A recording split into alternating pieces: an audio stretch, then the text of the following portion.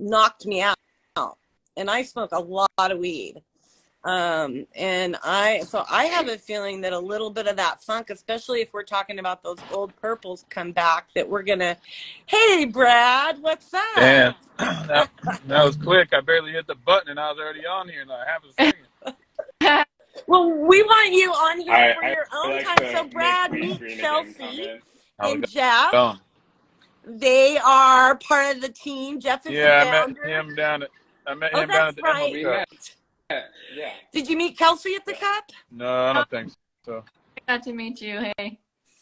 But I was just listening to what you guys are saying about what's up and coming, and I think that solventless hash maker strains are probably the most sought after right now, because we started freezing material and doing the math, and even kind of on a lowballed scale, you're probably going to get 2 to 3 to 4 times more revenue coming in than for the flower of the same product. But they don't all do that. But I think as a breeder, I get asked what washes more than anything. What's purple? What tests 30%? Like, these are the things that they're asking. Obviously, high THC content, that purple bag appeal. But washers, man, the solventless thing's kind of one of the last remaining values in cannabis other than genetics. You know, I think what Dan and Nat and everybody's doing, holding on to their genetics world, and like me, trying to be more of a genetics provider than a flower provider, because I just found my niche and where I see a longer future for me in particular with my background and my program, the way I like to operate it. I think being a genetics provider makes me, I can serve a better purpose than trying to compete.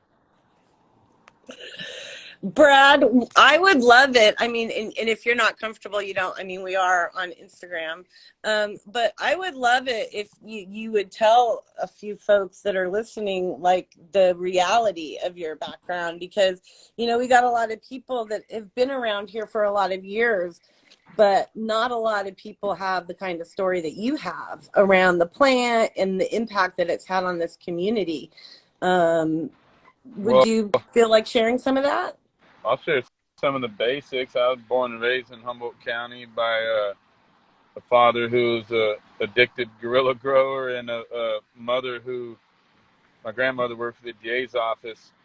So my mom's side was basically the war on drugs. My dad's side was guerrilla growing back in the late 70s and early 80s, and I was born in 79. And it goes back, you know, back old camp raids and shit is where I first got my introduction to what this was, broken home and all that because of it. I don't want to go into the details, but in the future, I'm sure they'll come out in some interview or something. But just the whole of what Humboldt County's been through, as far as the war on drugs, we've been through it. And I've tried to find a niche in cannabis in so many different ways, from managing farms to going in and running people's nurseries to, man, I kind of gave up on a lot of the dead end roads because there's too much competition and there's too much access from all the, I think when 2016 happened, the access was granted to a lot of people that didn't have it before. So I've been a lifelong cannabis everything. Started out just a stoner in a trailer park. I started out a stoner in a trailer park as a teenager and just evolved. And I think that I always wanted to stay in it, and about 3 years ago I just, like, it clicked in my head, just providing genetics, and mainly in seed form because they're easier to hold. I wanted to just run a big fat nursery and hold on to 80 card library, but it's too much facility needed, and I don't have the resources to do that, or I would. But I think in seed form and providing seed genetics, but we're trying to top people into running seeds again. You know, I think a lot of people are got to do what's tried and true. But, you know, they don't really want to do the pheno hunt. They want you to do it. And then, but as far as the background, you know, I've just been working with dozens and dozens of people over the years, and just found that niche for providing genetics. And, you know, been a major stoner my whole life. So when I smoke something in a joint, I know what's good or what's not. Or when I eyeball something, I can see a good characteristic in a plant and see a good structure and a good taste and try to mix them up. But definitely look up to a lot of these other guys like Hendrix and, you know, Craig at Satori and Nat at Humboldt Seed Company, buddy Matt at ETO. A lot of these guys have done shit on a bigger scale, but yet kept it local. I'm kind of looking at them for, like, hey, where do we go? Because I'm trying to get where you're at, but you're wondering if you're even going to want to stay where you're at. So I think as a community, we're looking to see who's still around, who's still willing to fight the long fight. Because I'm a lifer, dude, and I don't even know what else to do. Like, I own a skate shop in Eureka as well, on the Humboldt Skate Lab.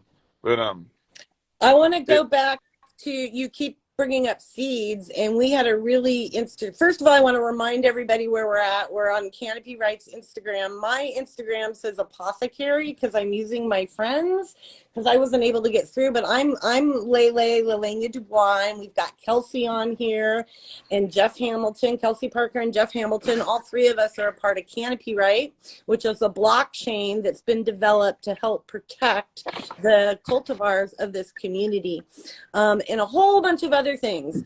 But we were in a conversation on Friday with a scientist. His name is Kevin McKernan, and he was telling us in some recent research that he has done around hops latent viroid. And there's a video, if you go to YouTube on Humboldt Grace, and it's the Humboldt Grace Legacy Project, and it says Kevin McKernan on HPLVD. And he talks about that his research has shown him that the only way we're going to start managing hops latent viroid is through breeding it out through old genetic seed production that still carry these parts of the in the DNA. I believe it was oh gosh, I had it, I forgot it, it's late in the day, something 7, I think a cog 7, and then another one that creates unique properties that make it resistant to this virus.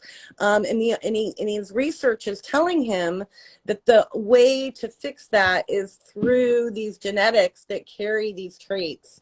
And they're being found in the older genetics and outdoor. So they're trying to find genetics that carry traits that can counteract that, or they're trying to find genetics that that were bred before hops latent existed. That makes good question. I don't know the answer to that question, but I'll ask him. Yeah, you know what I mean? Hops latent obviously came on the scene at some point from some source, and if you can find genetics that were bred and those seeds were stored before that came on the scene, and that's a big part of my program. I've obviously bought all the $200 and $500 and $700 seed packs from every well-known breeder there is, and I spent all my life savings on it. But one of the valuable things I've started doing is going into the hills where my heritage is, and my family and friends have been for 20, 30, 40 years, and started announcing that I'm into seeds, and they started busting out their dresser drawers like, dude, take it all. Take it, hunt through it, you can have it. This is what we know about it. And I'm more excited to hunt through that thing than any $700 pack I got from, I don't want to downgrade anybody's name, but all the hype, I already got it. And I've heard, so mixing it with the old genetics, like some of these old, even Blue Dream, Chem Dog, some of these crosses that were around, the Blueberry Chem 91's, the big one I did. But I'm doing it for the reason of trying to get certain genetics out. I don't want to badmouth any of those genetics either, but kind of pre-2007, 2008, when some of these exotic worlds started coming around, I'm trying to jump track right before that. Like that Blueberry Chem 91 is about as advanced in the Densmore Hills as we were with crosses up until the point where some bigger names come around that we can't get out of genetics now because they're so bred into the library that everything's crossed with it. Well, as I dive into this conversation, not from a legacy operator's point of view, but trying to learn the science and the business and all those pieces, every step I move forward in the past 7 years has only validated that our generational experiences are incredibly important to the future of this plant and the medicines. And one of the biggest part of those experiences is our libraries, our genetic libraries, because they haven't been adulterated by the indoor clone market. So they haven't changed, and I'm not saying the words right because I'm not a scientist, but they haven't like morphed into these other things, and one of that is the carrying of that virus, which is really difficult. It's a difficult one, and I've had genetics, I've been accused of giving it to people, and I've had to go and take multiple samples myself, pay out of my pocket to clear my name, and come back not, NorCal Ag maybe or something like that over in Reading was a good source. But that hops can really hide, man. It can be in one branch and not the other of the plant. Well, And when they did my samples, I had to give a sample of the top, middle, and bottom leaf. And I did it from 4 different plants, top, middle, and bottom. It was 12 samples total. I think it was $25 a sample. so And it all wasn't. of that information, Brad, all of that information, you need to write a diary of that and keep that in Canopy Right, because that information adds value to your cultivars. Just like the reason we know these, like that there is a cultivar that exists that does that, is because that breeder utilized the pieces of science. He felt protected, and so he felt free enough to step out and utilize DNA testing, all these different tests to show, does he have a unique allele? Maybe we're learning, and through some of the research that like Johnny from Huckleberry Farms is doing in Canyon Country, that outdoor and our experience creates unique terpenes that are extinct. But Sure. science has, when I was a kid, science was kind of the enemy, because we're about nature and living one with nature in these communities. But what I'm seeing now through this new experience of legalization is that science is saying, Brad, you know what you're doing. And you're intuitively keeping the things that are magic because of that knowledge. Yeah, but I'm having to work with scientists real closely, and I got to learn all their terminologies because, yeah, I got a lot of 20 plus years of in the field experience, but it was more of that bro science shit. And the first time I started hearing the talks, science versus bro science, I started realizing how smart I wasn't real fucking quick.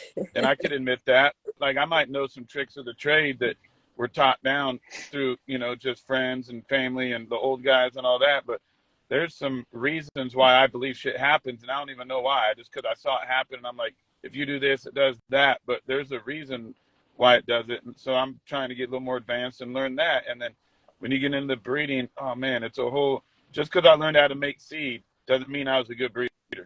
So I had to learn, the makeup of genetics and what, how not to destroy certain genetics by trying to mutate them into shit. But preservation of genetics in seed form is a lot easier for me than clone all day. So what are you working on next? Shit, R&D. I'll be doing R&D for the next 3 years just to prove what seeds I made or what. But where's your vibe at right now? Like are you Daniel was just saying he's feeling, what was he saying? The perps and gas, I think is what he was saying. Man, yeah, that's trendy flower bag appeal, and I kind of like that stuff for my head too. I'm a heady guy and I got to have some stony shit, but I think that a lot of focus is going to be on for the hash guys. I think that these guys, when I watched them work some of our genetics this year and I did the math, I was like, I'll keep doing that. That worked out. If you can find some 4, 5, 6%ers, it's, well, I'll break it down and I'll just use some rough figures, but say you grow an outdoor pound of pot that maybe right now in California and locally in Humboldt, you might get $500, and it could be a couple hundred up or down, maybe $500. Well, all of a sudden, if you turn it into hash and you hit maybe at least 4%, 5%, and you sell it for, say, a wholesale price, you're probably going to get about a $2,000 pound out of the deal. And you don't got to pay for trimming. You got to hold it in freezers. It's a different process. But when everybody's scrambling to try to find, like, how can we cultivate and still turn it into being able to pay our bills, I see more people pay their bills off solventless hash making than flower this year. And I think it's going to continue in the next year if prices don't, within a month or two, just go shoot down 80% in hash. But it's a really clean, solid product. And we got some guys locally that I'm sure they'd love to shout out, but I don't want to put them on blast. But they're doing really, really good work. And a lot of the farmers are willing to, they're not going to smoke it anyway. They're just going to a consumer. So they really don't care if it's a hash consumer or flower consumer. If at the end of the day, they can keep paying for their farm permit and keep the farm going. And we're all a bunch of flower smokers, but hash is a commodity these days that's still bringing $1. Shout out Happy Dreams. He's big Hey, inspiration. Mr. D. Big inspiration as well. What he's doing over there, and yeah, every price is going to drop within cannabis, but you have to try to hold on to the ones that are still. I think hash and genetics providing is where I'm going to stay in my lane. I'm seeing a lot of farmers that were traditionally flower farmers that are transitioning to the hash market pull through and feel like they're getting higher dollars than the rest of the market. It happened I'm for also me. seeing, in fact, we have a client in Canopy Right who is seeing, I'll say, about 2 times the amount, and he just told me this today, for his flower, even in the flower market. And he's saying it's because of the information he has behind the plant and the way he's been able to promote the plant from all the information that we've helped him gather. So like you mentioned, terpene profiles, right? Like right now there's a whole bunch of people running around wanting above 4% terpene profiles.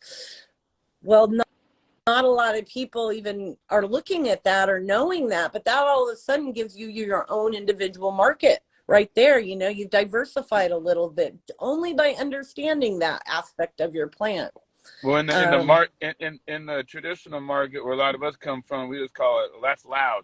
That one's got a heavy, that's super heavy smell. But now they break down to that's a 4%, 5%, 6% terpene and it's more official and it's technical, and that's the terminologies I'm talking about, going from this bro science hillboy shit that I just was used to, and that's how me and the guys always done it. We didn't need to do it no other way because we were our own trendsetters. We didn't look to the Bay Area on what was hot up here. We created what was hot and sent it down there. It was the other way around. And now it's the other way around. We're asking them, all right, what do you want? What do you want us to? We can make anything. One of the reasons that a lot of the guys around here hold on to some valuable genetics, because look at how many genetics go through our hands, and that we have the option to go over and see our neighbors grow. We get to size so much shit up that a lot of people never get to see. They just hear and read about it. I've seen most 80% of strains on the market in multiple gardens, and I know which ones I like, which ones I grab, and which ones I use. And now it's just a matter of R&D on to let's prove it. Let's prove what that pecan pie and that blueberry Akim will do. I've smoked them both, and they're both enjoyable. And let's not lose it. And yeah, let's prove what treats nausea and back pain and arthritis. So I need more people PTSD. willing.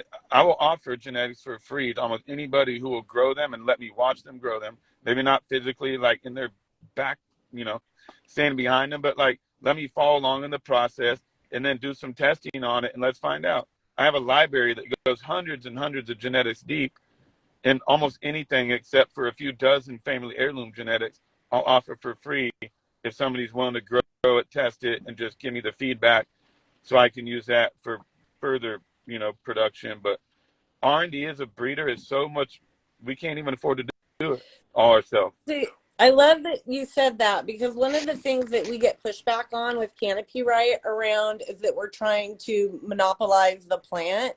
And we're trying to put the power into the creator's hands. Right. So you have the ability to do those things without fear of it being adulterated or ended up being patented by some big company. It's not like I brought any of those genetics over there to say, I don't want anybody having these. Right. I actually encourage people. That's why I make regular seeds. I encourage the breeding process. If I don't want somebody to have something, I won't offer it, or But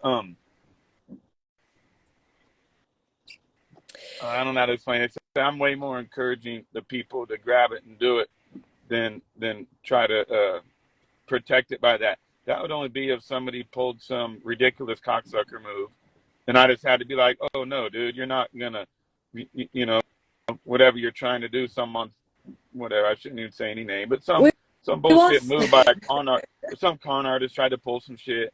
I'd be like, hey, copyright, what can we do here? But other than that, I'm not trying to keep it out of anybody's hands because of that. Just in case something shady happens, really, is the way I was looking at it. Yeah, that's I wouldn't be like, yeah, my shit's copyrighted. You can't breed with that, even though I sold you this. If you ever purchase or buy any of my seeds, or even they're given, if they go from me to you, that's basically the right to do whatever you want. I've watched many people calculator with Mac 1 and how it leaked out. He threw such a fit and still is years later over what he wanted to have on genetics, put it in the world, and then it got. I don't want to drive myself crazy doing that. I spread shit out so I can get the feedback and let me know should I make more of that or not. Because I can only grow out so much of my own shit without these crazy. Just you're muted up there. I am. There you go. Now you're back. Hello? Can you hear me now? Yeah. We can hear you now. I love your back. I think that there's a way to build in feedback for testimonials and stuff, like being able to not only get the data back from the cultivators, but also eventually tap into end users, whatever they felt down the line. We keep losing you, Kelsey. Yeah, I can hear every third word. I think what she was saying was really, really important, though, that what she was saying, as you know, Kelsey, when you go into Canopy Right, for those of you that are in the beta system, and if anybody wants to be in the beta system, DM us through Canopy Right, and you'll get, and we'll get back to you. But can you talk again, Kelsey? Yeah, I can try. There you are. Say it again. It was what you were saying was valuable. Yeah, I think we can build in feedback. So not only feedback from the growers and cultivators, but also feedback from the end users of your strain, so that it all feeds back to value. And that's so valuable to breeders, man, to be able to run through a library. That's why I like, if you tell me who they're going to and show proof to actually have a grow to grow them and not trying to swipe on some free shit and go sell them to somebody, dude, I would literally offer up thousands and thousands of seeds for any program that will legitly just let me watch the I don't even want none of the, I just want maybe some of the data and let me follow along. And, you know, I can do it silently, man. It's just so valuable as a breeder to have someone help do R&D. And I know eventually I'll be finding more and more people. Right now, it's just me and the homies and what we can do in the backyards and shit, because it's so hard for guys like me to get these genetics metric in the position I'm in. We've already missed and there's the just bus. so much room for we missed consumer stuff. Like, well, I'm saying, like, that I tried to get a lot of my genetics in metric at a time when I was working for a legal farm, and they said we had a window, and we made a list. And I think the list might have been too big and we got denied. But hey, the list was big because we had the fucking library. Like, I didn't want to leave anything out because 10 years from now, we might want to grow the shit. Yeah, no, I've sent a couple dozen emails to the DCC about this. Yeah, it was they don't part like of me at it. This Was part of the because no one knew about that cutoff in May 2020. It was something around there, and they gave us a deadline to submit a list of all our genetics that we were trying to get up in the seed. Maybe they let you have your own little library or something within metric. Get seeds in metric, and we tried. They literally denied us, and it wasn't that it was my permit. I was working in conjunction and collaboration with somebody that had the permit. That I thought, well, we could just do it through yours, and we're a team, so there it is. And I never figured out how to even attempt it since. Because I can't even put a seed in a fucking dispensary because they got to be in metric somehow, some way. And completely legal product might as well be marigold fucking seeds. Well, for our community, we have a great ally in Jeff. Because of his experience in the legal field and what he does, he really sees the need and the value of our legacy genetics and our legacy operators. So please, folks who are listening, if you have any suggestions, ideas, Jeff, please speak to Jeff. Share with him those ideas, because you know what? I don't mean to cut you off. You know what helps, though, is these fucking conversations right here. When you start going live and you see each other face to face versus just commenting or liking stories and sending DMs, like, it's not as personable. This is as close as you get as the old face to face meetings we used to have. Like, I'm part of the Willow Creek Cannabis Alliance, and we used to go do that. But having more of these, hey, want to go live and get 2 or 3 people on here to discuss shit, that's how you're going to make more progress. That's how I feel more connected, and I feel more I can engage you guys with a 10-minute conversation through words than I can through commenting on your posts all day. We should do Jeff Ask Live. Can we address the Cron's question about the seeds need to be a metric? So the state of California's position is that commercial cannabis activities can only take place between licensees, and the only genetics that can get into the system had to have been entered into metric before this mysterious cutoff date, which was May 2020.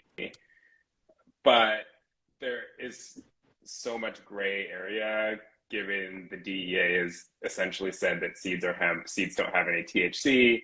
The definition of marijuana is greater than 0.3% THC by dry weight. So how do you even call seeds marijuana?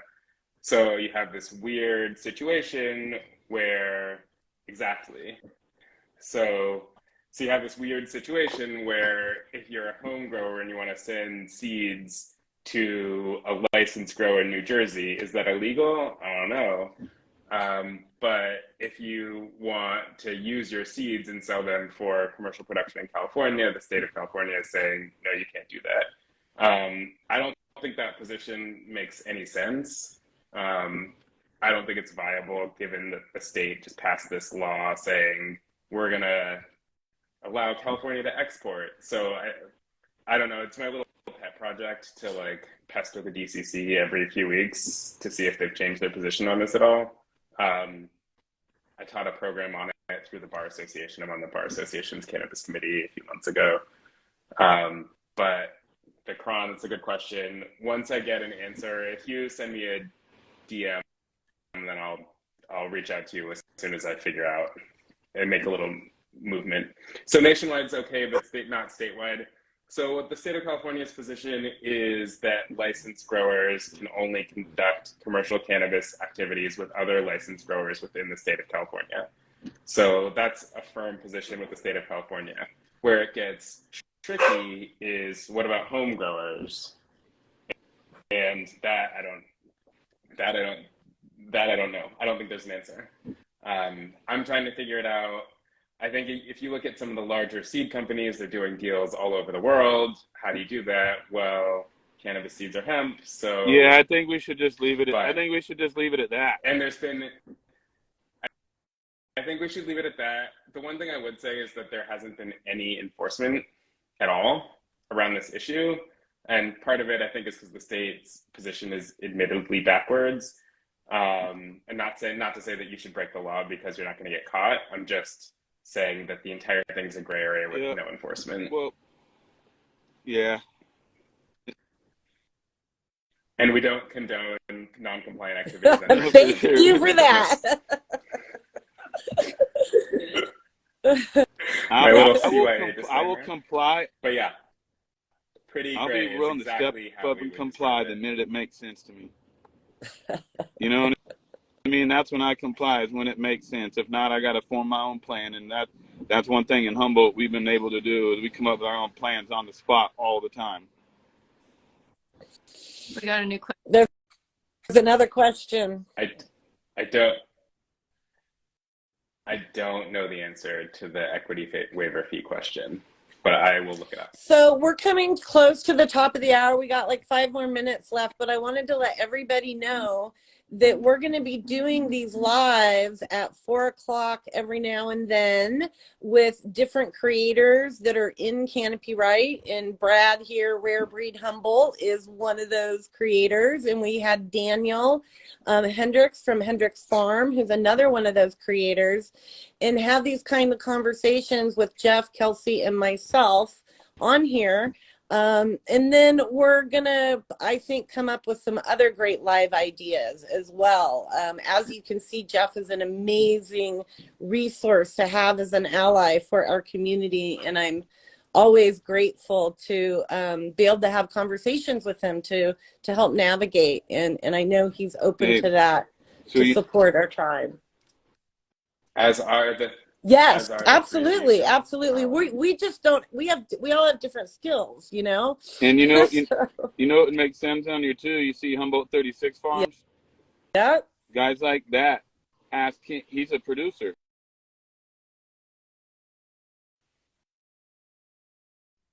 Not only what the community is asking for or what the demographic is asking for, but what do the farmers want to grow? What are they seeing that wins for them?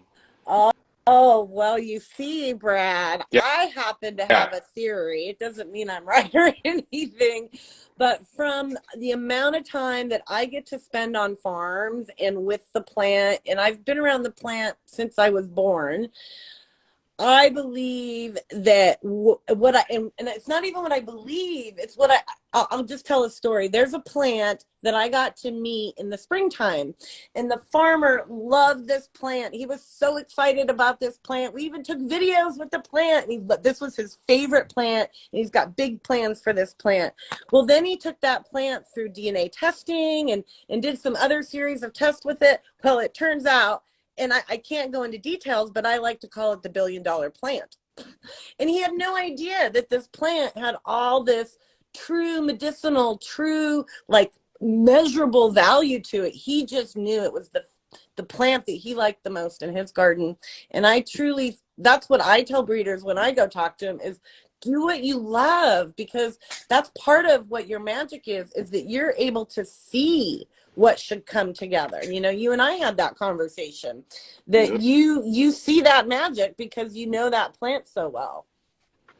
Yeah, you know, mine goes a little deeper, you know, some family heirloom shit. That blueberry Kim 91 I run around with, some that was passed down through the generations through Densmore you know, breeders, and just worked its way into my hands because I was a part of the circle that was doing our thing and helped keep this guy alive, and it was gifted to me, and I just put it on the library. So like some of these genetics aren't just valuable as far as they might be medicinal and marketable and all that, but they're super sentimental to some of us, and without them we almost feel like now we got to start over and go to the Emerald Cup and try to find a new starting point. My starting point usually is in a dresser drawer somewhere. I just feel like I have this memory as, I don't know, maybe high school, and I had food poisoning, and I just smoked something, and my nausea just went away. It didn't like gradually taper off, it ceased. And like that plant is, the seeds for that plant are sitting in someone's That's drawer somewhere, Those are and where we the gotta unicorns are at, find man. them. I promise you that it's going to add resilience. It's going to add structure. A lot of diseases that might have even came here, you know, 10 years ago or within the past 10 years, maybe they already existed. Maybe in the past 10 years we've been able to identify them. But I'm seeing a lot more structure benefits and resistant benefits come out of these old seeds that were popping than almost any of the new shit. The new shit just seems kind of strong doggish and lacking that girth and that the branches that hold themselves up without even being tied up. Resistance, where you can grow a Yeah, plant full term in Eureka and the shit'll finish. You know, but hey, I yeah. appreciate you guys and what you're doing and inviting me into a program that can help expand any part of my program that I do, because we're just all out here trying to figure it out, figure our own lane. And I found mine, but for some reason I found you guys that help people that are in that lane excel. Because that's what it did. It made me, you know, I don't even know too much about all the details of what you guys are capable of, but what I've been told so far makes me feel like as I get time in my life and as I can have these conversations, I just want to keep communicating more with you guys and figuring this out. You guys got a lot of knowledge that I don't have. I promise you that. You have a lot of knowledge that we don't have, but we're learning and Yeah, we just share it. learn. That's why we're here. Everybody's at a different level. I was a rookie holding on to belt loops, trying to learn the ropes and feeding programs and all that, and how to spray properly too. And you know, I got my little status, but there's something about forming the unity and becoming a unit with all our brain powers that when we need to get something accomplished, we can set the goal and probably get it done. I think you guys have probably done that many times with what I've learned about your the little histories I know. Sounds like because I'm just now coming out of the shadows a few years ago. Jeff, would you put your IG in there so people can hit you up when they want to? But Brad, well, just Do I even know I it? couldn't put it I might on not know there it. just so people can find you. Thank you, Brad, for coming out of the shadows, and thank you for the work you do with Humboldt Skate Lab and Yeah. and the kids, and all the great things that you've done, because you came out of the shadows in that way and really brought community together. Yeah, that was fun. That was my chance to get crawl off the hill and go be a party society again, rather than live in a tent and try to do that shit. And got myself a house in town, bought a skate shop, and started doing community shit. And that got me embraced real quick. I was the same guy, but once I started showing my face in the community other than cannabis, they're like, oh, this fucking little stoner kid does something besides grow and smoke pot. And it allowed people to see me in another aspect other than just being a fucking stoner that's always talking about this new clone he's got. Well, all of that is going to help more of our brothers and sisters in this journey feel valued in their experience, whether they want to come out of the shadows or not. The more of us that stand up and like you, I think the more people will be empowered through this instead of disempowered and oppressed the way the drug war has. Man, this communication that we're having is important, because I get to go home and be like, man, we had another talk that sounded promising. Because in the industry that ain't looking so promising, I need to look at you guys and know that you're still in it.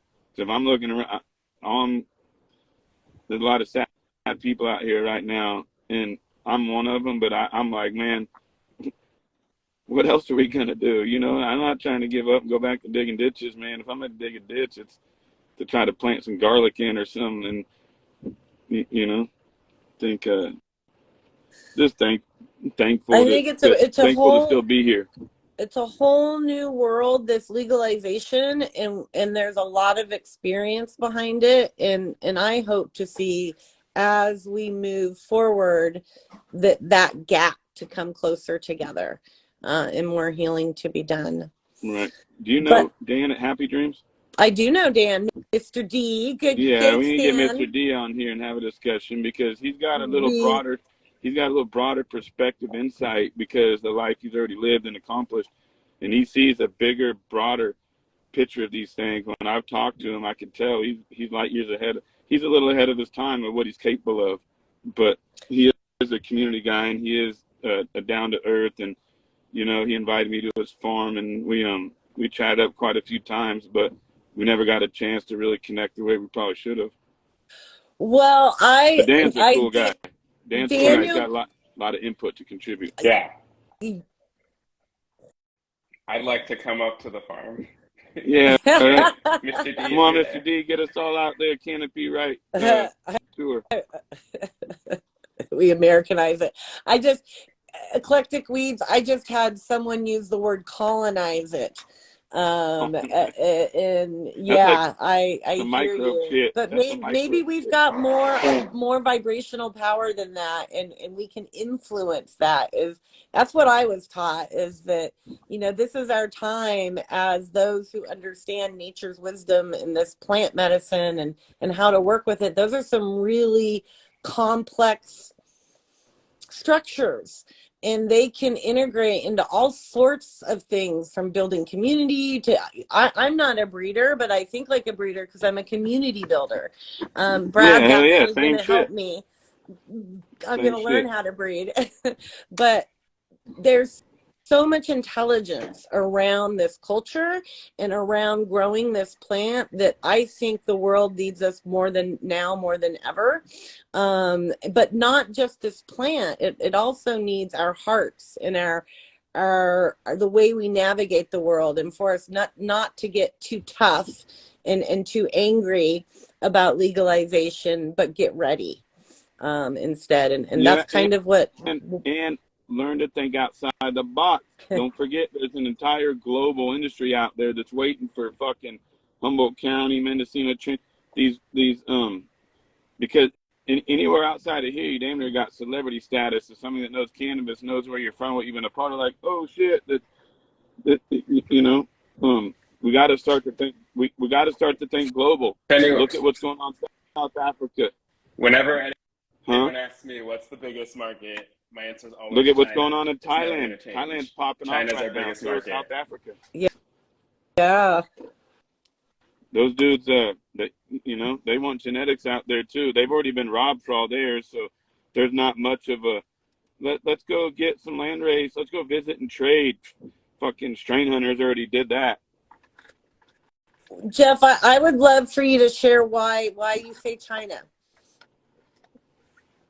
Oh, just because there's so many people. Biggest market. We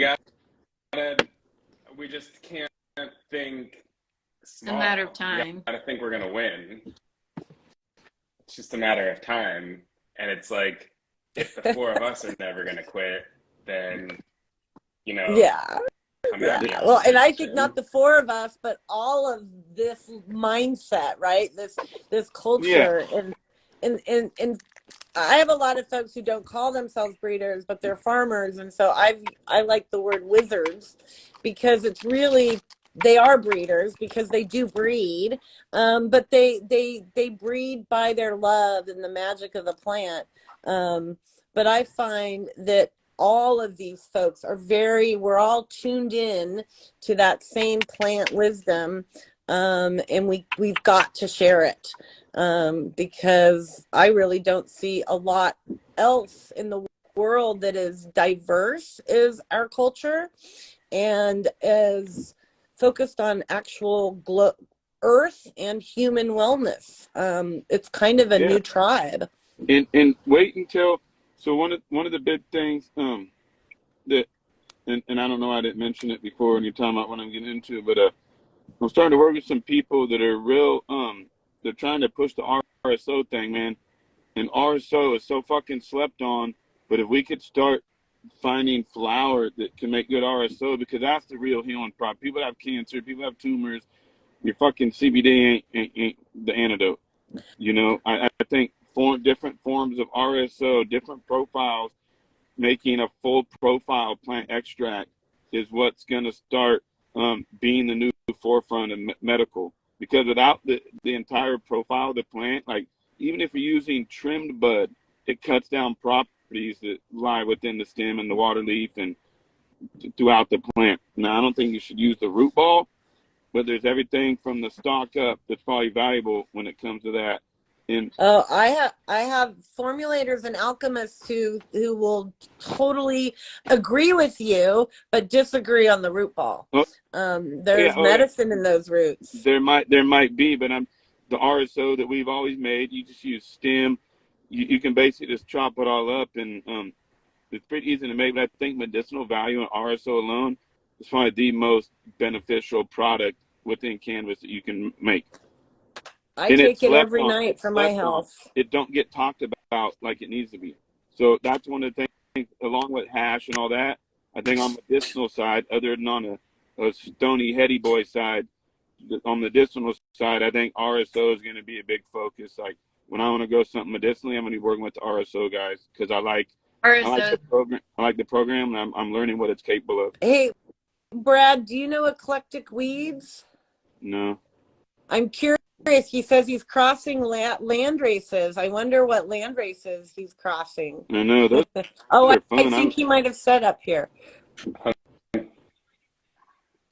All right, I need to feed my son too. So listen, thank you everyone for tuning in.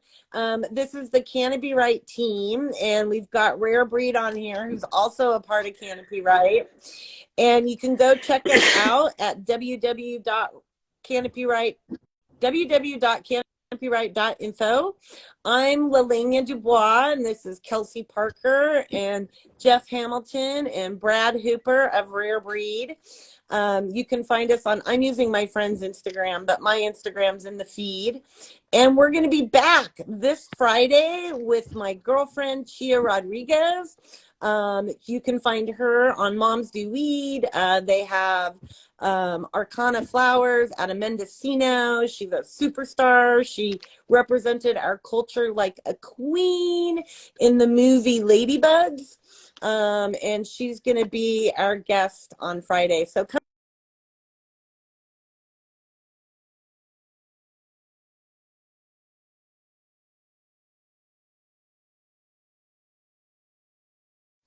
and get you rocking and rolling more. I've got you everything send me rocked a and text. loaded. I'll get on it. I've been lacking. All right. Blessings, everybody. Have a really safe night. It's awfully gnarly up here in Humboldt County, but we're kind of used to rocking and rolling around here, so it doesn't stop much. I did miss a farmer today because all their power went out, but you know, oh well. Okay. Hey, great to see you, Kelsey. Host. You look beautiful. Good to see you, Jeff. You're a great host. Thanks for having me on here. Thank you, everyone, for thanks, joining me.